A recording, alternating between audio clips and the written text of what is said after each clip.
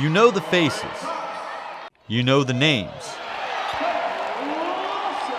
But behind the bright lights and the red and white uniforms are students facing many of the same problems that every student faces. As soon as this semester started, I kind of had like a different mindset, like, well, it's not just going to be like in the summer. I'm coming back and going to, practice and play and work out. Like now it's like, after this, like, I have to get a career, I have to get a job. One of the main differences is that some of these athletes will have to walk away from the one thing that has stayed with them up to this point: sports.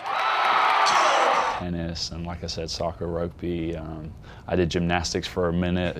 It's hard to believe now I'm 7'1", but so yeah, it's been a crucial part of my life. It's such an identity thing, like whenever I meet people I was like, I'm Georgia, I play volleyball at Western, and like now I can kind of still say that, but it's like I correct myself sometimes because I'm like, I did play. To some athletes, the transition from life on the court to life off the court can be like flipping a switch. For others, it's a bit more difficult. Being in a regime of 4 years where you do this and this and this, and then you go to sleep and then start it all over again. And now it's kind of like, you can do this if you want, and everything seems really optional and flexible, and I kind of like it. Initially it was hard, but now, I'm getting more used to it. I have more time, I'm focusing more on my career and what I need to do in the next step of my life, so it's getting easier. For Georgia O'Connell, focusing on her career partially means involving herself in the WKU marketing department and learning what goes on behind the scenes on game day.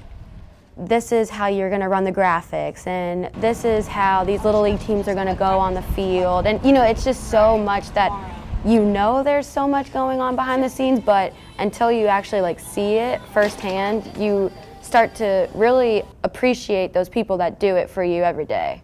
While professional life looms on the horizon for both Ben and Georgia, one more challenge awaits them here on the Hill: graduation.